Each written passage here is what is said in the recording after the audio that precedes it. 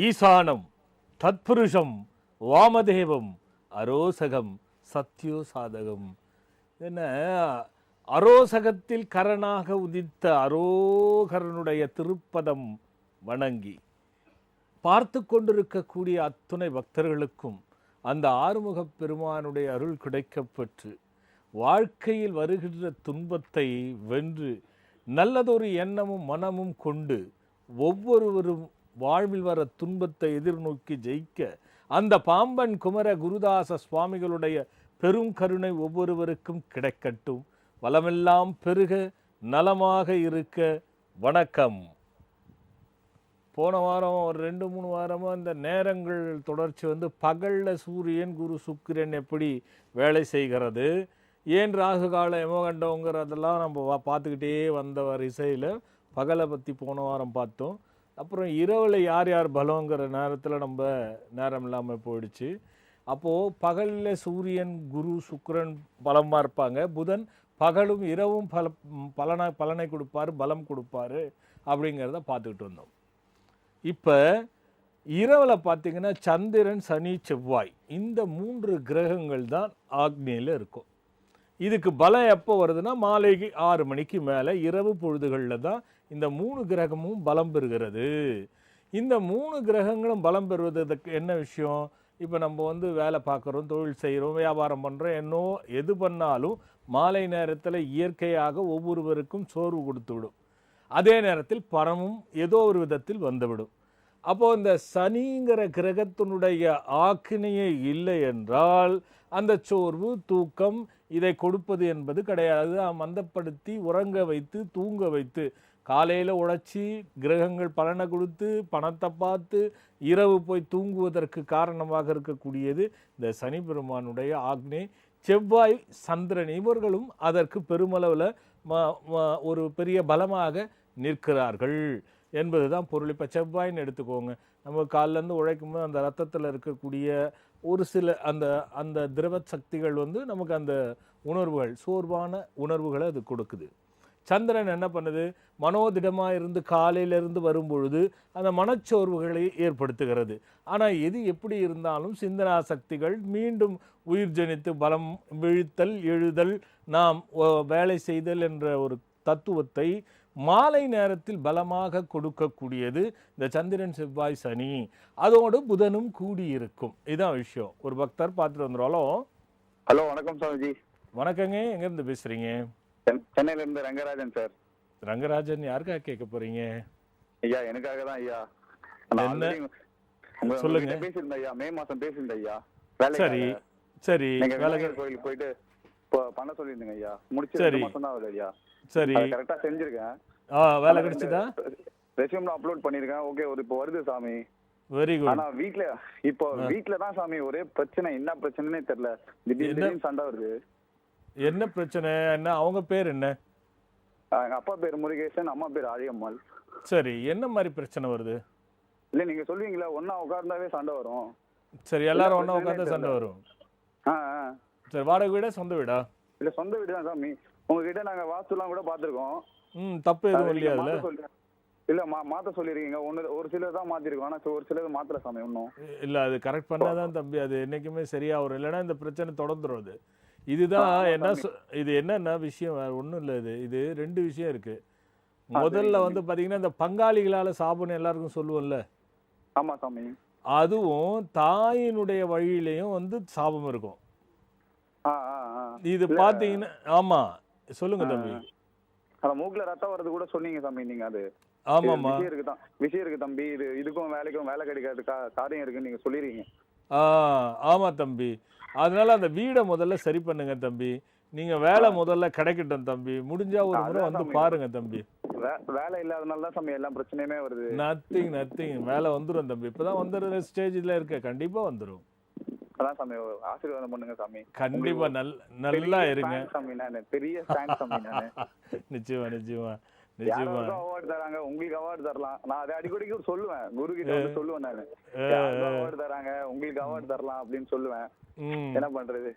இருக்கும்போது கொடுக்க மாட்டாங்கப்பா சார். இருக்கும்போது கொடுக்க மாட்டாங்க. அதான் ஏன்னா நீங்க இவ்வளவு 5 பாயிண்ட்ல எல்லாரும் லாக் பண்ணிடுறீங்க. பிரச்சனை அப்படி லாக் பண்ணிடுறீங்க. நான் நிறைய ஏமாந்துருக்கேன் சாமி. இந்த மாதிரி போயிட்டு அடிக்கடிக்கு துணி வச்சாங்கன்னு சுத்தி போட்டு. அதெல்லாம் கிடையாது தம்பி. அதெல்லாம் மேக்ஸிமம் கிடையாது. எனக்கு பிரச்சனை சால்வ் ஆகணும் சாமி. ஆயிடும்பா, ஒன்றும் பிரச்சனையே இல்லை. எனக்கு பரிகாரம் பண்ணணும் சாமி. இப்போ ஒன்றும் இல்லைங்க, அந்த வீடு சொன்னதை கரெக்டாக பண்ணிட்டு சரிங்க சாமி. நீங்க இதே பண்ணுங்க. இந்த மாதிரி பிரச்சனைக்கு அப்பா ஒரு முறை வந்து கூட்டிட்டு போயிட்டு முருகன் கோயிலுக்கு எங்கேயாவது இல்லைன்னா வைத்தீஸ்வரன் கோயில் போயிட்டு சரிங்க சாமி. ஒரு மிருகசீரிட நட்சத்திரத்துல இருக்கணும் அது. சரிங்க சாமி. அந்த நட்சத்திரத்துல போயிட்டு அப்பா வந்து அந்த வைத்தியநாத சுவாமிகளுக்கு தேவையான ஆடை வாங்கிட்டு ஒரு 10 சாதுகளுக்கு அன்னதானம் போட்டுட்டு அவர் வயசுள்ள தீபம் ஒரு முறை போட்டுட்டு வர சொல்லு தம்பி.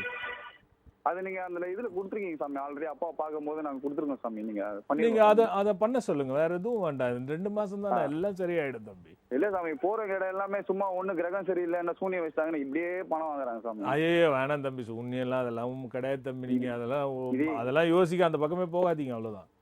நல்லது தம்பி. அடுத்த ஒரு பக்தரலாம். ஹலோ அம்மா சொல்லுங்க. வணக்கம் சார்ஜி. வணக்கம்மா, எங்க இருந்து பேசுறீங்க? நாங்க சென்னையில இருந்து பேசுறோம் சார். யாருக்கா கேட்க போறீங்க? எனக்காக தான். என் பேர் வந்து லாவண்யா. என் ஹஸ்பண்ட் நேம் வந்து புருஷோத்தமன். அவர் வந்து சண்டை போட்டு ஃபாரின் போயிட்டாரு சார். சரி, எப்போ? அவர் போய் 1 இயர் ஆகுது. திரும்ப வந்தாரு. என்னோட ப்ராப்ளம் வந்து டைவர்ஸ் வரைக்கும் கோர்ட் வரைக்கும் போயிட்டு சாமி. சரிம்மா, எதனால சண்டை வந்ததும்மா? அவங்க அம்மா பேச்சை கேட்டுட்டு அவங்க அண்ணி பேச்சை கேட்டுக்கிட்டு என்ன வேணாம்னு சொல்றாரு. இன்னொரு பொண்ணோட டச்ல இருக்காரு. சரிம்மா, உங்களுக்கு குழந்தை இருக்கா? இருக்கு, பொண்ணு இருக்கா. சரி, அவ யாரோட இருக்கா?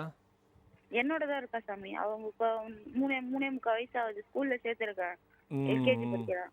சரிம்மா, ஒன்றும் பிரச்சனை. இது வந்து ஆரம்பத்துல பார்க்க வேண்டிய பிரச்சனை. இப்ப சொல்றீங்க. உங்க பேர் என்ன? லாவண்யா. அவர் பேர் என்ன சொன்னீங்க? புருஷோத்தமன். இது வந்து பாருங்க, உங்களுக்கு முதல்ல இருந்தே இது பிரச்சனை இருக்கும். எப்போ 27ல கல்யாணம் ஆச்சா, உங்களுக்கு 30ல கல்யாணம் ஆச்சாம்மா? கட் ஆயிடுச்சு பாவம். அப்போ இந்த சந்திரன் செவ்வாய் சனிங்கிறது மாலை நேரத்துல புதனோட சேர்ந்து வேலை செய்யும். அதுக்கு உதாரணம் தான் சோர்வு, உறக்கம். அதே மாதிரி பணம் ஈட்டுதல். பணத்தை நம்ம வந்து எண்ணி வைக்கிறது, போகிறது, அதெல்லாம் கணக்கு பார்க்கறது, அப்புறம் பணம் வீட்டுக்கு எடுத்துகிட்டு வர்றது, அது 1 ரூபாய் ஆனாலும் நம்ம கல்லாப்பட்டியில் போடுறது, வீட்டில் வைக்கிறது, அப்படிங்கிற சிந்தனையை கொடுக்கறதுலாம் அந்த புதனோட சேர்ந்தது. இந்த செவ்வாய்ங்கிறது என்னென்னா, நம்ம பார்த்தோம்னா உட்காந்து சாப்பிடும்போது ஒரு ஓய்வு எடுக்கிறதுக்கான அந்த ரத்தத்தில் இருக்கக்கூடிய சக்தியை நமக்கு தூங்க வைக்கிறதுக்கான நிலையை தூண்டுகின்றப்படுகிறது. இப்படி ஒவ்வொரு கிரகத்தினுடைய ஆட்சி காலை மாலைன்னு வருது. இதில் ராகு கேதுன்னு ஒரு கிரகம் இருக்கும். இதுங்க என்னன்னா, இந்த ராகு கேது இடையில இருக்கிற விஷயம்தான் ஒரு சூஸ்திரம் என்ன சொல்லுது, ஜோதிட சூஸ்திரம். ராகு கால யமகண்டமாக ராகு கேதுனுடைய அன்றாட சுழற்சிகளை பிணைக்கப்படும் பொழுது, இப்போ உதாரணத்துக்கு திங்கக்கிழமை 7:09 வச்சுக்கோங்க, ராகு காலை யமகண்டம் 10:12 வச்சுக்கோங்க. இந்த 1.5 மணி நேரத்தில் 3-4 கிரகங்கள் ஓரையாக பாவனையில் வரும். அப்படி வரும் பொழுது ஒரு கிரகத்திற்கு ஒரு கிரகம் நேர் எதிரடியாக இருக்கும். அந்த நேரத்தில் ராகுவோ கேதுவனுடைய சஞ்சாரமோ சுழலப்படுமையானால் அது ராகு. உதாரணத்துக்கு ராகு வந்தும் கேது வந்தும் ரொம்ப பலமாக ஒவ்வொரு மனிதனையும் ஆட்கொள்ளும். எப்படின்னா, நல்லதுக்கும் அதுகள் தான், கெட்டதுக்கும் அதுகள் தான். நல்லதுக்கு பெருமளவில் இருக்குது ரெண்டுமே, கெட்டதுக்கு அவரவர் பிறந்த விதியை பொறுத்து இருக்கு. அப்போ தினமும் அது என்ன ஆகும்னா, ஒன்று இந்த ராகுன்னு எடுத்துட்டா, ராகு காலம்னு எடுத்துட்டா கிரகங்களுடைய அந்த எந்த விதமான சுவாசமும் இருக்காது. ஏன்னா அது ஒன்று தவமா போகிறதோ, கடவுளை வழிபடுறதோ, கிரகங்கள் கடவுளை வழிபடுறதோ, அல்லது அந்த கிரகங்களுக்கு ஓய்வோ, இது மாதிரி ஒரு கணக்கை வந்து வச்சு சொல்கிறாங்க ஜோதிட சாஸ்திரத்தில். அப்போது ஒவ்வொரு மனிதனுக்கும் கிரகங்களுடைய ஆட்சி தான் நான் சொன்னேன். 9 துவாரங்கள் எப்படி இயங்குகிறது என்பதை நம்ம இந்த வரிசையில் பார்த்துக்கிட்டு வந்தீங்க. இந்த 9 துவாரங்கள் வந்து எப்படி 9 கிரகன்ற கணக்கெல்லாம் உங்களுக்கு நான் சொன்னேன். இதே கேள்வியில் எல்லாத்தையும் நீங்கள் பார்த்துக்கிட்டு வந்தீங்க.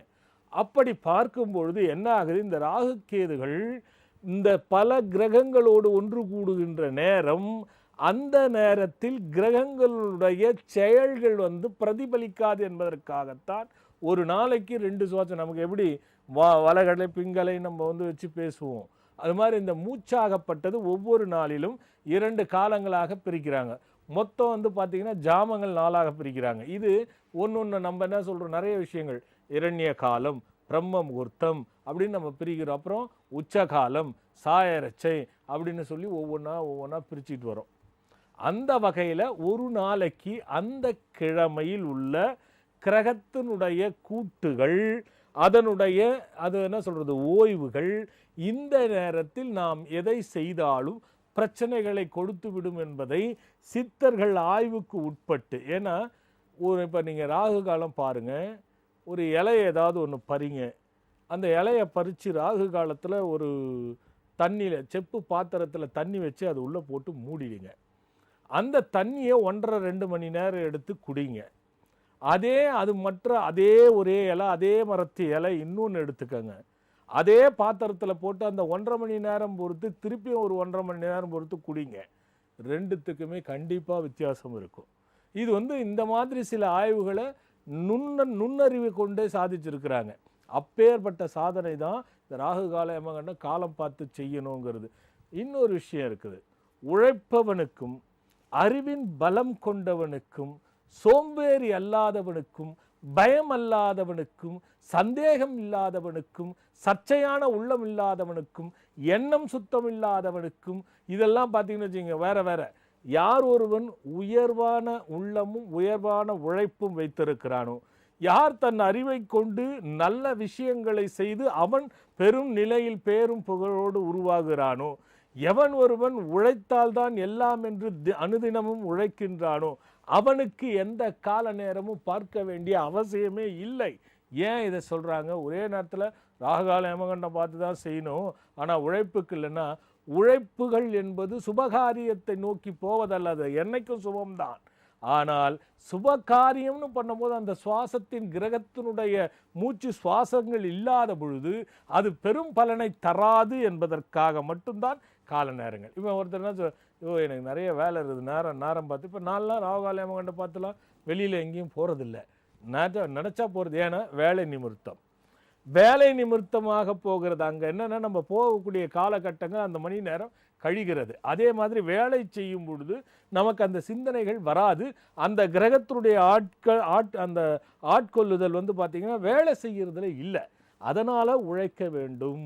சோம்பேறித்தனம் கூட, இதெல்லாம் யாருக்கும் சோம்பேறித்தனம், எண்ணம் சரியில்லாதது, நம்ம இப்போ சகுனம் பார்ப்பது, இப்படி நல்ல காரியத்தை தவிர்த்து மற்ற காரியங்களுக்கு எந்த நேரமும் காலமும் பார்க்க வேண்டிய அவசியம் இல்லை. இந்த கெட்ட நேரம் என்பது ஒவ்வொரு நாளும் கிரகத்தினுடைய சுழற்சியால் அது உயிர் உள்ளது, மூச்சை அடக்குவது, ஓய்வெடுப்பது, அதனுடைய வழிபாடுகள் செய்வது என்ற கருத்து காற்று, நீர், நெருப்பு, ஆகாசம், பூமி இதர்களுக்கு உண்டு. நீங்கள் உதாரணத்துக்கு அந்த கால பெரிய கோயில்களை பாருங்கள், பெரிய கல்லெல்லாம் எடுத்து எப்படி ஏற்றிருப்பாங்கன்னு யோசனை பண்ணால், கல் தூங்குகின்ற நேரம் இருக்கிறது. அந்த தூங்குகின்ற நேரத்தை ஆதி காலத்தில் கண்டறிந்து அப்பொழுதுதான் அதை பலம் கொண்டு தூக்குவாங்க. அப்போ அதுக்கு பலம் கம்மியாகிறது. இன்றைக்கும் உண்டு. நான் எத்தனையோ விதத்தில் சொல்லுகிறேன். கோயிலில் கர்ப்ப கிரகத்தில் இருக்கக்கூடிய கல் இருக்கு பாருங்க, அது ஒரு தனித்துவமான வாய்ந்த கல். எல்லா கல்லிலையும் சிலை வடித்து விட முடியாது. காரணம், அந்த கல்லுக்குன்னே இருக்கக்கூடிய ஒரு தன்மை, எல்லாத்துக்குமே நேரத்துக்கான ஒரு தன்மைகள் இருக்கிறது என்பதனுடைய உதாரணம் இது. அதனால் நம் சித்தர்கள் நுண்ணிய கருவிகளோடு நுண்ணிய அறிவோடு கண்டுபிடிச்ச விஷயம் இந்த ராகு கேதுகள், இந்த ராகு கால யமகண்டம், இந்த மாதிரி நேரம் பார்த்து, இது உழைப்பு தொழில் சார்ந்த விஷயங்களை தவிர்த்து நாம் நல்லவை செய்யும் பொழுது அதனுடைய சுவாசம் இல்லாத பொழுது அது எதிர்மறையான செயலை கொடுத்துவிடும் என்பதற்காகத்தான் நேரம் பார்த்து பண்ண வேண்டும் என்பதை எழுதி வைத்தார்கள். மேலை நாடுகளில் அந்த மாதிரி கண்டுபிடிச்சி கொடுக்கறதுக்கு ஆள் இல்லை. அதனால் அவங்களுக்கு தெரியலை. அவங்களுக்கும் தெரிஞ்சிருந்தால் அதை பின்பற்றுவாங்க. நமக்கு கொடுத்திருக்கிறார்கள், நாம் பின்பற்ற வேண்டும். அதான் விஷயம். ஒரு பக்தர். ஹலோ அம்மா, சொல்லுங்க, எங்க இருந்து பேசுறீங்க? வணக்கம்மா, நாங்க பெரம்பூர்ல இருந்து பேசுறோம். சொல்லுங்கம்மா, யாருக்காக கேட்க போறீங்க? நான் என் பையனுக்காக பேச போறேன். பையன் பேர் சொல்லுங்க. விஷால். விஷாலாம்மா? விஷால். என்ன வயசாச்சுமா? அவனுக்கு இப்போ 17. சரிம்மா, என்ன படிச்சிட்டு இருக்காரு? +2 முடிச்சாரா? +2 முடிச்சுட்டாரு சாமி. அகண்ட பாராயணத்துக்கும் வந்திருக்கோம் நாங்க. சரி. டாலர்லாம் வாங்கி போட்டு படிக்க வச்சோம். சரி. அதெல்லாம் அவன் எழுத முடியுமான்னு பயந்துருந்தேன். +2 ம். எப்படியோ எழுதி பாஸ் ஆயிருக்கான். அதுக்குத்தானம்மா அந்த பூஜை. அதுக்கு தானே அந்த ரொம்ப பூஜை. நல்ல யூஸ்ஃபுல்லா இருக்குது சாமி. ரொம்ப நல்ல கண்டிப்பா. யூஸ்ஃபுல்லா இருக்கு. கண்டிப்பாம்மா. ம். அகண்ட பாராயணம் அவனுக்கு மட்டும் என்கிட்ட நிறைய பேர் வந்து சொன்னது ஒரு விஷயம். ஏன்னா நான் பகிங்கரமா சொல்றேன், நீங்க சொன்னதுனால. நானா சொல்ல மாட்டேன், பார்த்துருக்கீங்களா? நீங்க ஆமா. சொன்னதுனால சொல்றேன். எவ்வளோ பேர் சொல்லிட்டாங்க வந்து படிப்பு பூஜையும் திருமண பூஜையும் நான் பண்ணதுல ஒரு சிலர் சரியா செய்யாம இருந்தாங்க. இதுல 70 விழுக்காடு வந்து சாமி உங்களால் தான் கல்யாணம் ஆச்சு.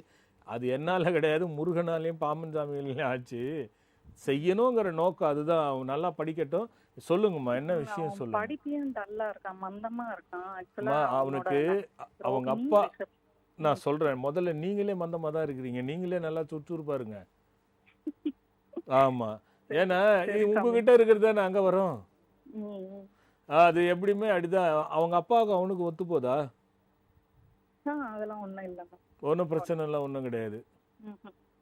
சரிம்மா. ஜெனரலாவே யார் சொன்னாலும் கேட்க மாட்டான். அவன் பாட்டுக்கு பண்றதுதான் பண்ணின்னு இருப்பான். இல்லை, அது எப்படின்னா அவனுக்கு வந்து கிரான தோஷம்னு ஒரு தோஷம் இருக்கு.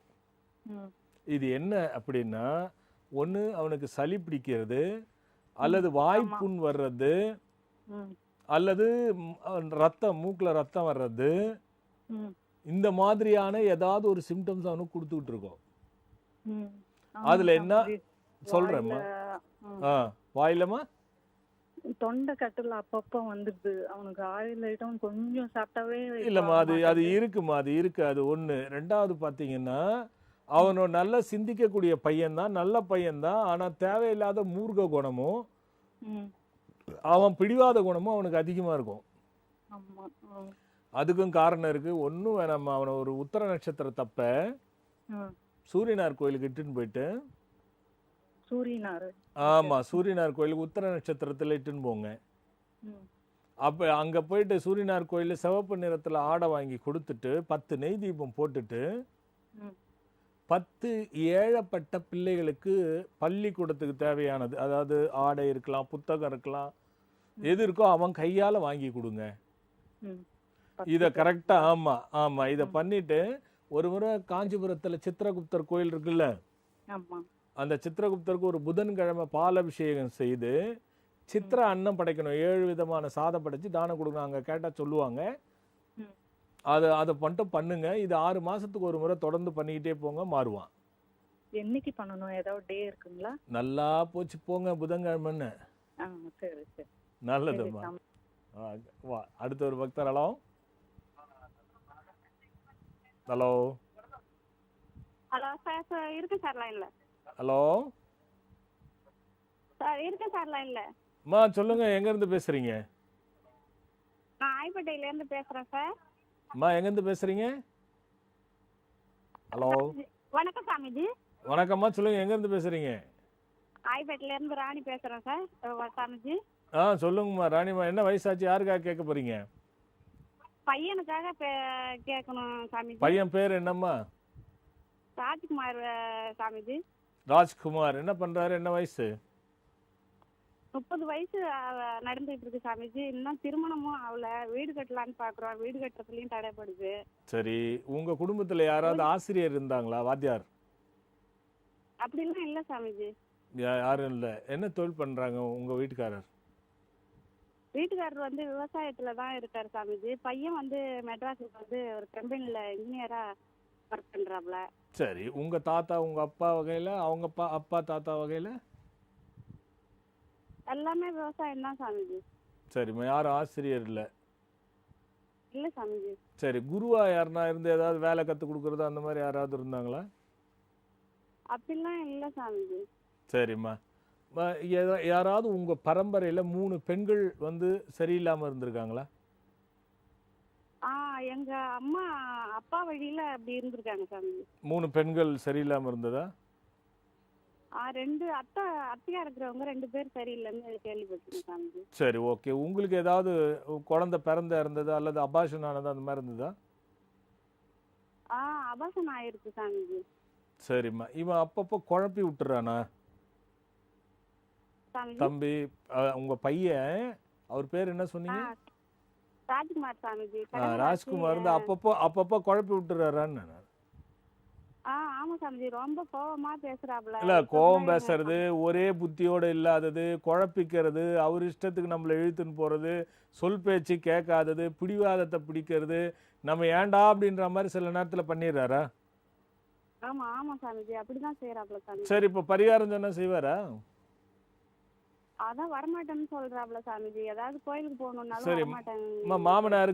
மாமனார் வகைரால 2 தாரம் யாருக்கா இருந்தா தெரியுமா? அதெல்லாம் தெரியாது சாமிஜி. இப்போதான் சரி, மாமனார் மாமியார் 2 பேருமே இறந்துட்டாங்க. சரி, பரவாயில்ல, இருக்கட்டும். இது என்ன பண்ணணும், அவர் பரிகாரம் அவரை செய்ய வச்சா நல்லதுமா, இல்லைன்னா பிரயோஜனம் இல்லை. நான் சொல்லி பாக்குறேன் சாமிஜி, நீங்க நல்ல சொல்லுங்க. நான் பிரயோஜனமே இல்லை. விசாக நட்சத்திரத்து அன்னைக்கு திருச்செந்தூர் போயிட்டு அவர் பேரில் ஒரு அர்ச்சனை பண்ணிட்டு வாங்க. சரி சாமிஜி. அதே மாதிரி எங்க புளிய மரத்தடியில் புத்து இருக்கோ அங்கே வந்து ஒரு 3 வாரம் செவ்வாய்க்கிழமை போயிட்டு. புளிய மரத்துலயா சாமிஜி? ஆமாம், புளிய மரத்தடியில் இருக்கணும். அதில் போயிட்டு வெள்ளத்தில் ஏதாவது பிரசாதம் செஞ்சு வச்சுட்டு ஒரு 3 சுற்று சுற்றிட்டு வந்தால் போதும். இது 2 செய்தாலே 2மே கிடைக்கும். பார்த்துக்குங்க, நல்லதுமா. இவர் செய்ய மாட்டார், சும்மா டைம் தான், என்ன பண்ணுறது. சின்ன இடைவெளிக்கு போயிட்டு வந்துடலாம். மீண்டும் நிகழ்ச்சிக்குள்ளே போகலாம். அனுபவத்திறவுகோல் பார்த்தோம். மனசாட்சித்தான் உன் அரசாட்சி. இது என்னன்னா, ஒவ்வொரு மனிதரும் சிந்திக்க வேண்டிய விஷயத்தை நல்லா சிந்திங்க. அது ஆண் பெண் எல்லாருக்குமே சொல்கிறேன். ஒரு விஷயத்தை நீங்கள் செய்ய முற்படும் பொழுது அது சரியா தவறான்னு முன்னாடியே யூகிக்கக்கூடிய சக்தி நம் மனசுக்கு இருக்குது. இதை வந்து யோசிச்சு பாருங்க. உண்மையிலேயே மனசாட்சி உள்ளவங்க யோசிச்சு பாருங்க. இது அன்றாட வாழ்க்கையை சிந்திச்சு பாருங்க. அன்றாட வாழ்க்கையில் உங்களுடைய செயல் ஒவ்வொன்றையும் சிந்திச்சு பாருங்க. நீங்கள் எதை செய்கின்ற பொழுது முற்படும் பொழுது இந்த மனசாட்சி நிச்சயமாக இது சரி இது தவறு என்று சொல்லும். அல்லது அது சாதாரணமாக இருக்க வைக்கும், அல்லது பயத்தை கொடுக்கும். ஏதோ ஒரு உணர்வுகளை நமக்கு முன்பாகவே சொல்லக்கூடியது இந்த மனசு. ஆனால் அதன் பேச்சு நாம் கேட்பதில்லை. மீறி செய்யும் பொழுதுதான் அனைத்து பிரச்சனைகளுக்குள்ளேயும் நாம் சிக்கிவிடுகிறோம். ஒருவருக்கு ஆகாரத்தில் ரொம்ப மோசமான பழக்கம் இருக்கும். இது சாப்பிட்டால் நாம் உடம்பு கெட்டு போகும் என்பதை மனசு சொல்லும். ஆனால் அவர் அந்த பழக்கத்தை விட மாட்டார். எல்லா பழக்கத்துக்கும் சொல்கிறேன். அதே மாதிரி இந்த வேலையை நம்ம செஞ்சால் இது தவறு என்பதை மனசு சொல்லும். அந்த வேலையை செய்து சிக்கலில் மாட்டிக்குவோம். அதே எல்லா விஷயத்தையும் நீங்கள் சிந்திச்சு பாருங்கள். இந்த மனம் எல்லாம் சொல்ல, மனம் கட்ட வேண்டாம், அவன் குணம் கட்ட வேண்டாம், அவன் இல்லை. மனசு புனிதமானது தான். அதை ஆட்கொள்ளுகின்ற ஆத்மாவும் புனிதமானது தான். ஆனால் அது சொல்வதை ஒரு மனிதன் நிராகரிக்கும் பொழுதுதான் அது கெட்டதாக மாறுகிறது என்பதை மனசில் பதிய வைத்துக் கொள்ளுங்கள். எல்லா விஷயத்துக்கும் நான் சொல்கிறேன், நீங்கள் சிந்திச்சு பாருங்கள். இந்த சிந்தனை சக்தியை வலுப்படுத்துங்க. நீங்கள் ஒரு எந்த செயலை நீங்கள் செய்வதற்கு முன்பாகவும் கண்டிப்பாக உங்கள் மனசு அது சரி தவறு என்று சொல்லும். சொல்லாத செயலில் தவறே இருக்காது, யதார்த்தமாக நடந்துவிடும். அது மனசு சொல்லணும்னு அவசியம் இல்லை.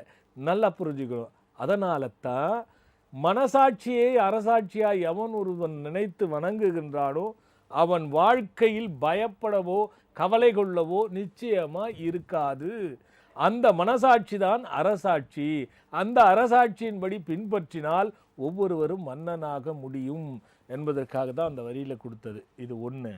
ரெண்டாவது, இந்த பதஞ்சலி முனிவர் நம்ம ராகுகேது பூஜைகள் நான் மீண்டும் சொல்கிறேன்னா சொற்பமான எண்ணிக்கைகள் தான் நான் கொடுத்துருக்கேன். முடிந்தது இப்போ ஒரு 80 விழுக்காடு முடிஞ்சு போச்சு. இன்னொரு விழுக்காடு 20 விழுக்காடு தான் இருக்கும்.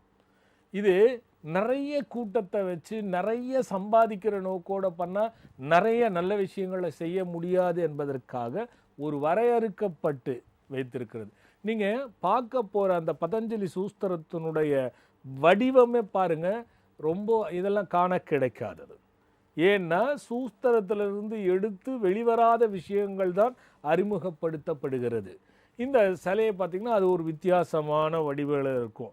அது என்ன, மூச்சு சுவாசத்தினாலும் மூலாதாரம், சுவாதிஷ்டானம், மணிப்பூரகம், அநாதகம், சுப்தி, ஆக்ரியா சக்தி அல்ல, அதுதான் பாம்பு. இந்த பின்னாடி இருந்து முன்னாடி இருந்து முதுகு தண்டு வழியாக ஏற்றப்படுகின்ற அந்த ஒரு குண்டலினி சக்தியே பாம்புகள் தான், 2 பாம்புகள். அது எல்லாரும் பாம்பு பாம்புன்னு சொல்லிக்கிறாங்களே தவிர இந்த ராகு கேதுக்கு பிராண சக்தி அதிகம். அதுக்கு ஒரு பெரிய விளக்கம் இருக்கிறது. அது என்னன்னா, நாக்குவாய் செவிமுக்கு மத்திக்கப்பால் நடுவீதி குய்யம் முதல் உச்சி தொட்டு தாக்குவாய் அங்கென்றே அதிலே முட்டு தாயாரை வணங்கி வேதம் போது, தாயாரை வணங்கி வேதம் போது வாக்குவாய் அசையாமல் மௌனம் கொண்டு வாசி வருமிடத்தில் மனம் வைத்து காத்து நீக்குவாய் வாசியை அங்கே அங்கே புட்டு நீ நம்ம நினைத்த விடமெல்லாம் சிந்தனை பரிகிறது பாரேன் அப்படின்னு ஒரு பாடல் இருக்கு. இந்த என்ன, நாக்குவாய் செவிமுக்கு மத்திக்கப்பால், இந்த இடத்த சொல்றாங்க. குண்டலி சக்தியை எழுப்பக்கூடிய தன்மை வரக்கூடியதான். அப்போ வாசி வரும் இடத்தில் மனம் வைத்து காத்து, நீ எது பண்ணாலும் முதல்ல வேத ஓதுறதுக்கே தாயார் வணங்கி தான் வேதமே ஓதணுமா, அதுவே சொல்லிடுறாங்க சாஸ்திரத்தில்.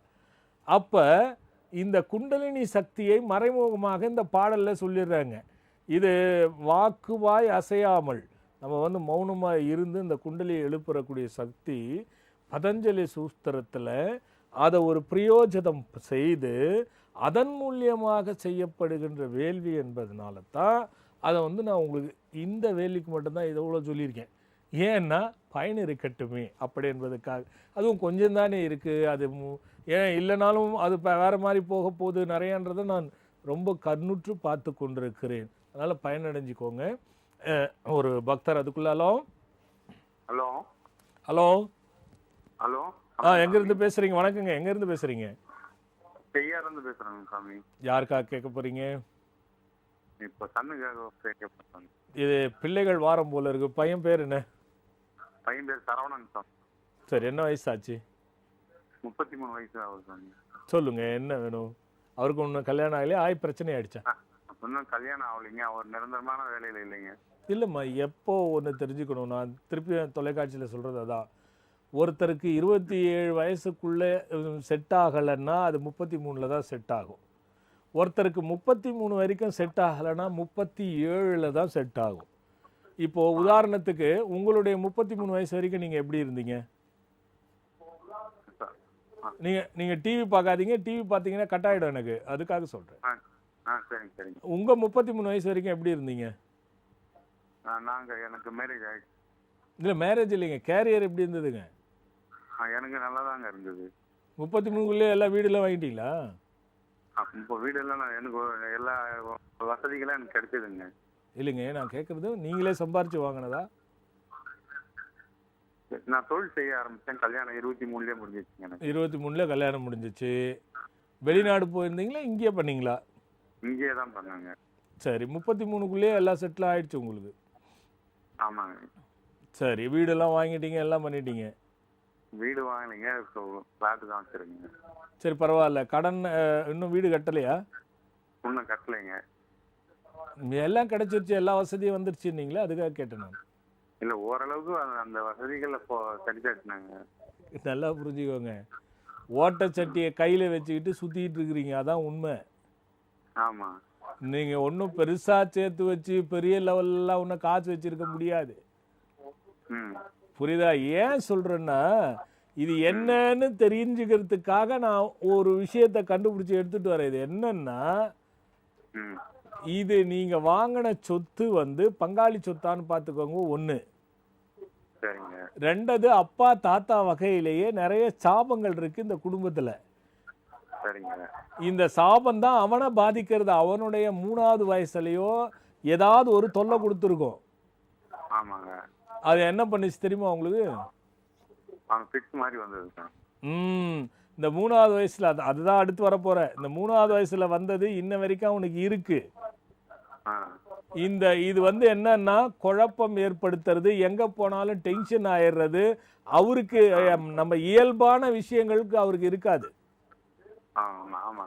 முதல்ல நீங்க அவருக்கு மருத்துவம் செய்யுங்க ஃபர்ஸ்ட். ரெண்டாவது கல்யாணத்தை பாருங்க, அதுதான் நல்லது. ஏன்னா நைட்டு தூங்குறாரான்னு பார்த்துங்க, கண்டிப்பா தூங்க மாட்டாரு. அவர் நிரந்தரமான உத்தியோகம் கிடைக்கல, அதனால பெரிய அலைச்சல். இல்லை, எது வேணாலும் காரணமா இருக்கலாம். அதுக்கு உத்தியோகம் கிடைக்கிறதுக்கு அவரால், அதான் நான் சொல்றேனே, நம்ம இயல்பா இருக்க முடியாது. யாராவது ஒன்று சின்னது சொன்னா கூட போடான்ட்டு வந்துருவாரு. இதெல்லாம் கொஞ்சம் நீங்க நேர்ல ஜெயார்ல தானே இருக்கீங்க? ஆமாங்க. நேர்ல அழைச்சிட்டு வந்து பார்த்து சரி பண்ணிக்கோங்க. நல்லது. அடுத்த ஒரு பக்தரலாம். ஹலோ ஹலோ சார், நான் ஹலோ. ஹலோ, வணக்கம் சாமிஜி. வணக்கம், சொல்லுப்பா. எங்க இருந்து பேசுறீங்க? நான் அம்பத்தூர்ல இருந்து பேசுறேன். என்னுடைய பேர் விக்னேஷ் சாமிஜி. விக்னேஷ், என்ன வயசாச்சு? எனக்கு 20 வயசு ஆகுது சாமிஜி. ரொம்ப சந்தோஷம். எனக்கும் சொல்லுப்பா. 20 வயசுல பேசுற. விக்கி விக்கின்னு கூப்பிடுவாங்களா? என்ன கூப்பிடுவாங்க, ஆனா நான் சொல்லிடுவேன் என்ன அப்படி கூப்பிடாத அப்படின்னுட்டு. எனக்கு அப்படி கூப்பிடுறது பிடிக்காது நார்மலா. சரி, தப்பிச்சப்போ சொல்லுப்பா. நான் வந்து சுவாமிஜி இப்போ சிஏ இன்டர் எக்ஸாம் எழுதியிருக்கேன். எனக்கு வந்து ஆகஸ்ட்ல இப்போ ரிசல்ட் வரப்போகுது. எப்படி நல்ல விதத்துல வருமா சுவாமிஜி? நான் நல்லா வரட்டும்னு ஆசீர்வாதம் பண்றேன். நல்லா புரிஞ்சுக்கோ, வித்தியாசம் இருக்கு. வந்துருமா சாமின்னா வந்துரும்னா நீ எப்படி படிச்சேன்னு எனக்கு எப்படி தெரியும்? நான் பொய்யான ஒரு தகவலை சொல்லக்கூடாதுல்ல. அதுவும் சிஏ விஷயம் ரொம்ப பெரிய விஷயம். அதனால நீ வெற்றி பெறு, அதுக்கு என்னோட ஆசீர்வாதம். சரி சாமிஜி. கவர்மெண்ட் ஜாப் ஏதாவது கிடைக்குமா சாமிஜி எனக்கு? ஏன்பா எல்லாருமே கவர்மெண்ட்னு கேக்குறீங்க? இல்ல சாமிஜி, எல்லாருக்கும் ஒரு இருக்காதா சாமிஜி? அப்படி இல்லடா, உனக்கெல்லாம் நல்ல திறமை இருக்கு. நீ ஒரு குட்டி கவர்மெண்ட் மாதிரி 10 பேருக்கு வேலை கொடுக்குற அளவுக்கு உனக்கு அறிவு இருக்கு. சரி சாமிஜி.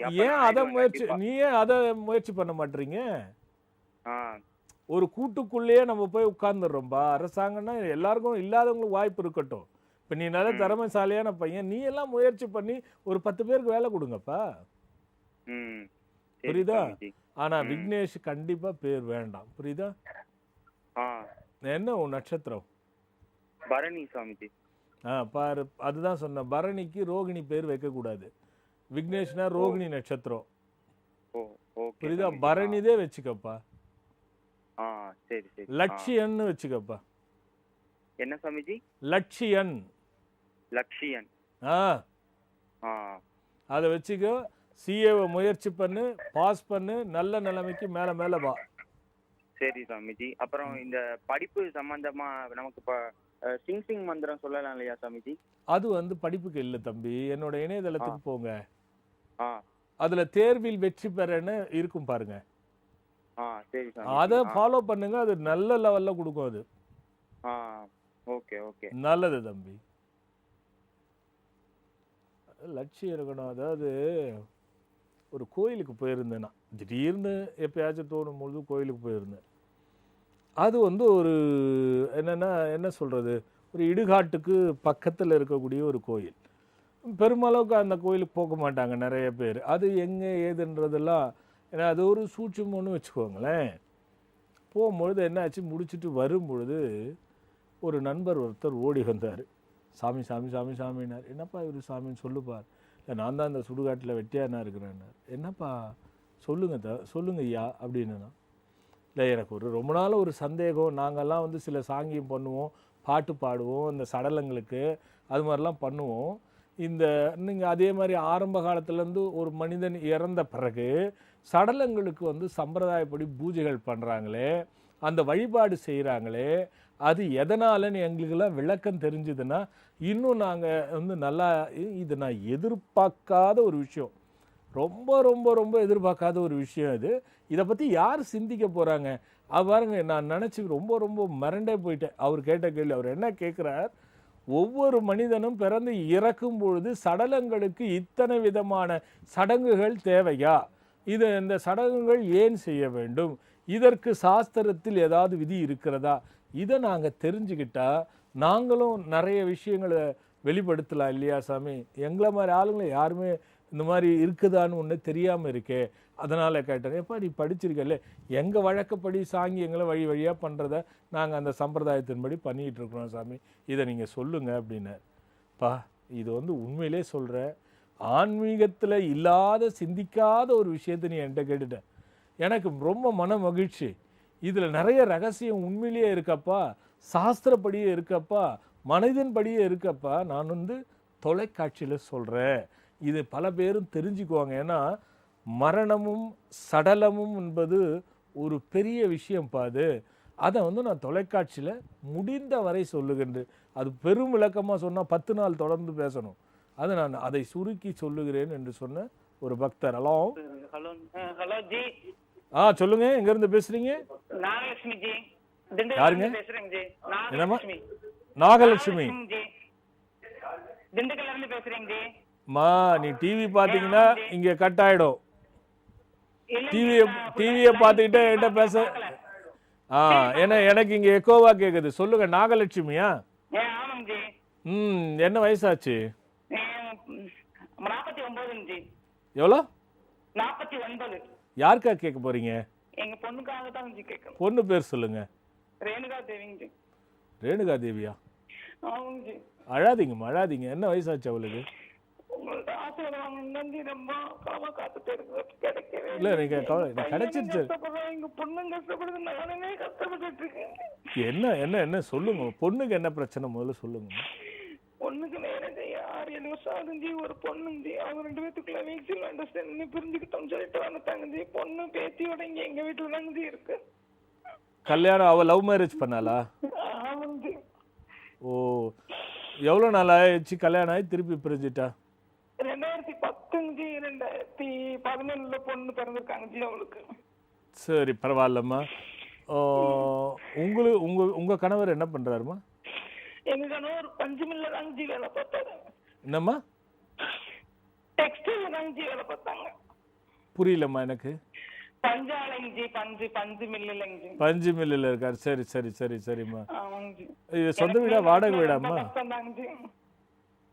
நான் சொல்றேன் இது கஷ்டம் ஒன்றும் இல்லை. 2-3 விஷயம் இருக்கு, நல்லா தெரிஞ்சுக்கோங்க.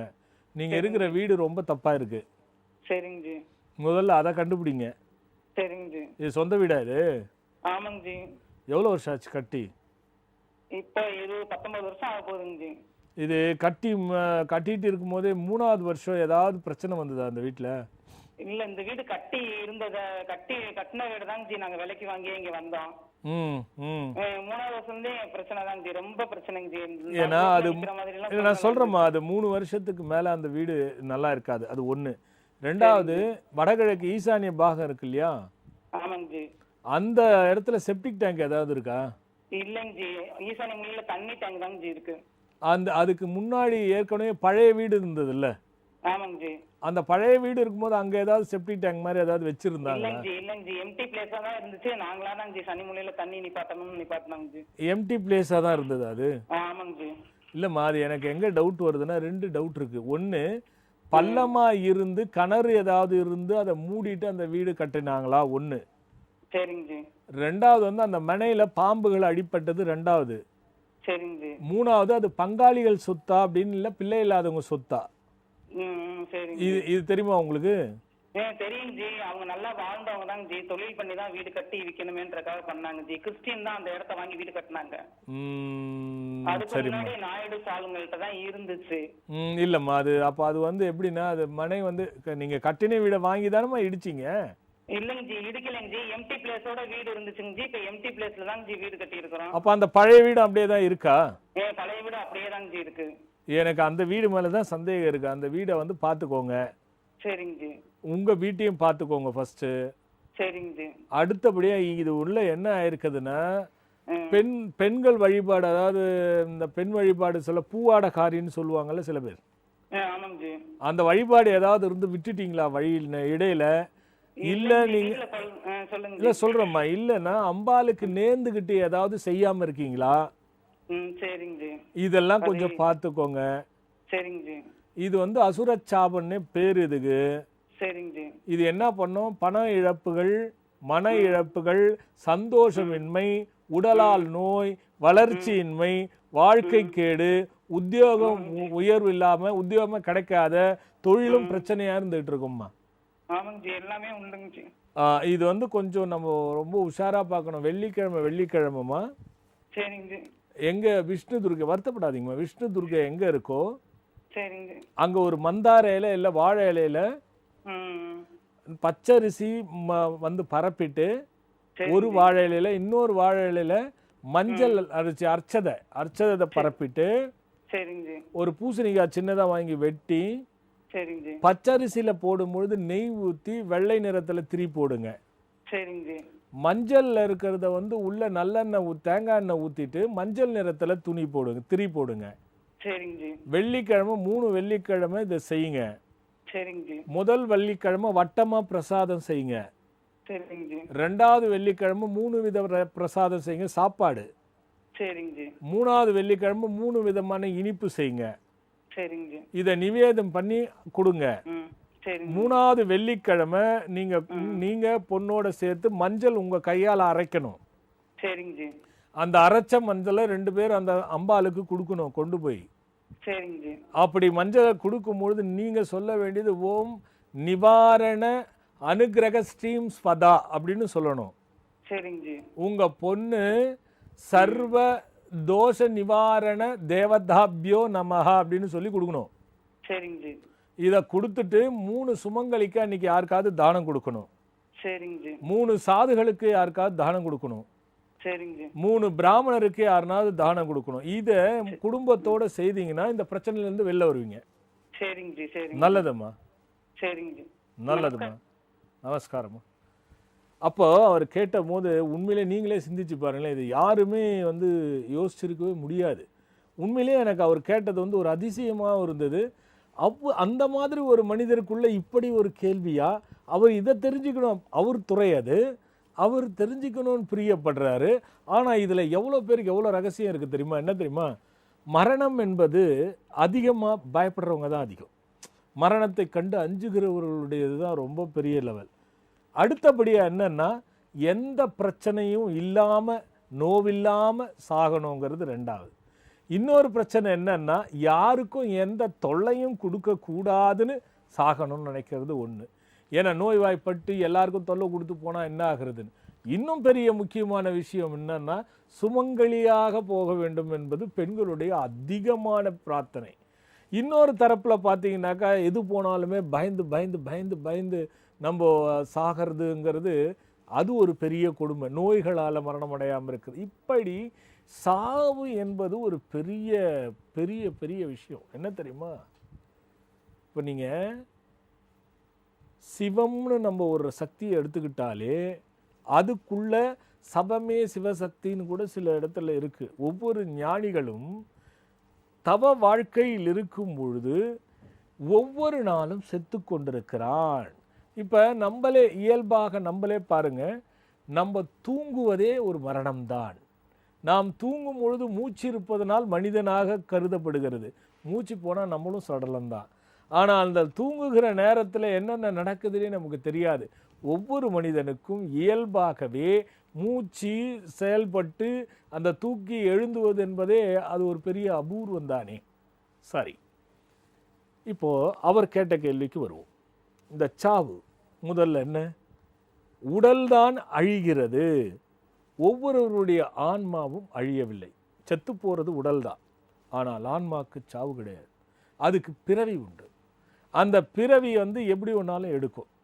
இது வந்து இப்போ என்ன ஆயிடுச்சுன்னா, ஒருத்தர் மரணம் அடைஞ்சிட்டா பாருங்கள், ஒரு தென்னை மரம் வந்து அழிஞ்சு போச்சுன்னா அடுத்து ஒரு தென்னை மரம்னு சொல்லுவோம். ஒரு அரச மரம் அழிஞ்சு போச்சு அடுத்து ஒரு மரத்தை வைக்கிறோம்னா அரச மரம்னு சொல்லுவோம். ஒரு வாழை மரம் அழிஞ்சு போச்சு இன்னொரு வாழை கன்றை நட்டால் அது வாழை மரம் என்று சொல்லுவோம். நீங்கள் எதை வேணாலும் அதுக்கு பேர் இருக்கும். அழிஞ்சாலும் அது தென்னை மரம் அழிஞ்சு போச்சுப்பா, வேறு தென்னை மரம் வச்சுக்கிடாது. ஆனால் ஒரு பெயர் உள்ள மனிதன், ஞாபகம் எந்த பெயர்னா இருக்கட்டும், அது குமரன் யாராவது இருக்கட்டும், எந்த பெயர் உள்ள மனிதன் இறந்து விட்டால் அவனுக்கு பேர் சடலம். அதே மனிதனுக்கு வந்து இன்னொரு பேர், இன்னொரு முளைக்க போகுது, இன்னொரு பிறவியில் அவனுக்கு அதே பேராக வரப்போகுதுன்னா வரவே வராது. அதுதான் இயற்கைக்கும் மனிதனுக்குள்ள ஒரு விஷயம். அப்போது பெயர் இருக்கின்ற ஒருவன், மூச்சு இருக்கும் பொழுது இருக்கக்கூடிய ஒருவன் மரணம் சம்பவித்தால் அது பிணமாக மாறிவிடுகிறது. அதுக்கு தான் சடலம். அதுக்கு போய் சாங்கியம் செய்யணுமா அப்படிங்கிற ஒரு கேள்வி. இந்த கேள்விக்கு என்ன அப்படின்னா, பொதுவாக நம்ம பிறப்பு முதல் இறக்கும் தருவாயில் இருக்கக்கூடிய, நான் எத்தனையோ இது ரொம்ப நாளைக்கு முன்னாடி இந்த நிகழ்ச்சியில் பேசியிருக்கேன், பும்சவரனும் அப்புறம் சீமந்தோயும் நாமகரணம், இப்படின்னு பல விஷயங்களை நான் உங்களுக்கு சொல்லியிருக்கேன். இருக்கும் பொழுது நாம் செய்கின்ற சுப சடங்குகள் எல்லாம் நாம் மகிழ்வாக இருப்பதற்காக, ஒரு மனிதனை சார்ந்தவன் மகிழ்ச்சிக்காக உருவாக்கப்பட்டது அந்த சம்பிரதாய சடங்குகள். ஆனால் இறந்த பிறகு செய்கின்ற அந்த சடங்கு ஆன்மா மகிழ்ச்சி அடைய, அதுதான் அங்கே ரொம்ப முக்கியம். அந்த ஆன்மா மகிழ்ச்சி என்பது என்னன்னா, அடுத்த பிறவி எதுவாயினும் அப்பிறவியில் அது புனிதப்பட்டு பக்குவப்பட்டு தான் என்ன செய்ய வேண்டும் அப்படிங்கிற ஒரு சிந்தனையை தூண்டுகின்றது தான் சவத்துக்கும் சடலத்திற்கும் செய்கின்ற சம்பிரதாயம் என்பதை கருத்தில் வச்சுங்க. அது எப்படின்னு நான் சொல்கிறேன். ஏன்னா இந்த சடலத்துக்கு செய்யும் பொழுது ஆன்மா பார்த்து கொண்டிருக்கும். அது என்னென்ன பார்க்குது? யாரெல்லாம் உற்றார் உறவினர்கள் உண்மையாக அழுகிறானா, எப்படி அழுகின்றான், அவன் அழுது என்னென்ன பண்ண போகின்றான், அல்லது உடன் வருபவர்கள் யார் யார், எத்தனை கூட்டங்கள் அவருக்கு வருகிறது, யாரெல்லாம் அதில் உண்மையாக இருக்கிறார், யாரெல்லாம் போலியாக இருக்கிறார், அப்படி என்பதை அவர் இருக்கும் பொழுது அந்த இறந்த பிறகு சடலத்தின் மேல் இருக்கக்கூடிய அந்த ஆன்மா பார்த்து கொண்டிருக்கும். அது பார்க்கும்போது தான் ஒருத்தன் எவ்வளோலாம் நல்லதை செய்திருக்கான், எவ்வளோலாம் கெட்டதை செய்திருக்கான்றது அந்த ஆன்மாவுக்கு தெரிய வரும். அப்படி தெரியும் பொழுது, அடப்பாவிகளா இப்படி அழுகுறானே, இவ்வளோதானா நம்ம சேர்த்த சொத்து, இவ்வளோதானா பிள்ளைகள், இவ்வளோதானா பிள்ளை குட்டிகள் எல்லான்றது அந்த ஆன்மா ஒவ்வொரு விஷயத்திலையும் பார்த்து கொண்டு இருக்குமா, எந்த அளவுக்கெல்லாம் பண்ணுறாங்க அப்படின்றத. இது பார்த்து கொண்டிருக்கும் போது என்ன ஆகும்? அப்போது இந்த பிறவியில் நம் உடல் போய்விட்டது, நாம் மரணம் சம்பவிட்டோம், இந்த ஆன்மா பிறவி எடுக்குமே, ஆனால் நாம் இதையெல்லாம் சரிபடுத்தி கொள்ள வேண்டும் என்கிற சிந்தனை அதுள் தூண்டப்படுகிறதாம். 2 வட்டம் போட்டிருக்கிறாங்க. ஏன்னா மூணாவது வட்டம் வந்துருச்சு. அடுத்த வாரம் காத்துக்கிட்டு இருங்க. இது ஒரு சுவாரஸ்யமான விஷயம், ஆனால் பயங்கர ரகசியம் இருக்கிறது. அந்த ஆன்மா ஆவி ஆகுமா, அது பேய் ஆகுமா, அது ஏன் பேய் பிடிச்சு ஆடுறாங்க, பேயெல்லாம் இருக்கா, இதில் உள்ள அது வேற போகுது, அப்புறம் எவ்வளோ ரகசியங்கள்லாம் இருக்குதுல. காத்துட்ருங்க, அடுத்த வாரம் பார்க்கலாம். பலமும் நலமும் ஒன்று குமிழ நம் ராஜ் தொலைக்காட்சியின் வாயிலாக ஆத்ம சங்கமம் என்ற நம் நிகழ்ச்சியின் மூலியமாக முருகப்பெருமானுடைய திருவருள் கிடைக்கப் பெற்று எல்லோரும் நன்றாக இருக்க அந்த பாம்பன் சுவாமிகளுடைய திருவருள் கூட்டி வைக்கட்டும். அடுத்த வாரம் பார்க்கலாம். வணக்கம்.